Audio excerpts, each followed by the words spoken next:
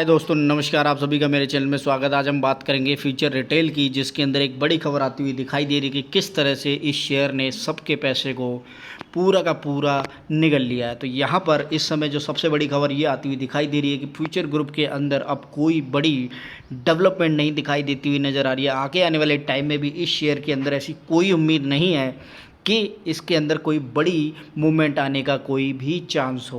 क्यों? क्योंकि आज जो खबर आती हुई दिखाई दे रही है उसके अकॉर्डिंग फ्यूचर और रिलायंस के बीच में जो डील होने वाली थी वो भी रिजेक्ट होती हुई दिखाई दे रही है। और इस वजह से इस शेयर के अंदर अगर आपका पैसा फंसा हुआ है तो उसके निकालने और निकलने की कोई बड़ी उम्मीद नज़र आती हुई नहीं दिखाई देगी। और मंडे को जहां तक बाज़ार खुलने की उम्मीद है तो ये शेयर किसी बड़े मूवमेंट के साथ बंद होता हुआ नहीं दिखाई देगा। जैसा कि यहाँ पर बड़ी डील के अकॉर्डिंग बड़ी खबर निकलती हुई दिखाई दे रही है, जिसमें हम आप को ये बताने की कोशिश करेंगे Future Reliance deal rejected by the secured creditor. और फ्यूचर और रिलायंस रिटेल जो यहाँ पर एक और deal fall through after failing to garner support from the secured creditor.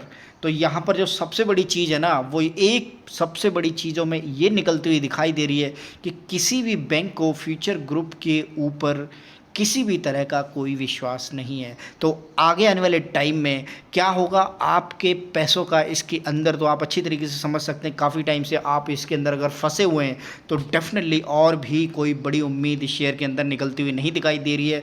Future share holder meeting to seek nod for 24,713 crore रुपए की जो डील थी रिलायंस के साथ, वो अब अधर में लटकती हुई दिखाई दे रही है। और यही रीज़न है कि अब इस शेयर के अंदर फर्दर जो मूवमेंट आने की कोई उम्मीद बची हुई थी तो ऐसा भी कोई नज़र आता हुआ नहीं दिखाई दे रहा है। पिछले इसने अगर आप देखेंगे तो अपने मैक्स हाई के अकॉर्डिंग यहाँ पर आपको आराम से दिखाई दे सकता है कि एक टाइम पे ये शेयर 644 का मिलता हुआ दिखाई देता। अगर फ्यूचर ग्रुप के किसी भी सेगमेंट में अगर आपने पैसा लगाया हुआ है तो इस समय ज़मीन की तरफ जाता हुआ ये शेयर कंटिन्यूसली नीचे गिरता हुआ दिखाई दे रहा है। लगभग 81% तक के माइनस रिटर्न इस शेयर के अंदर आते हुए दिखाई दे रहे हैं।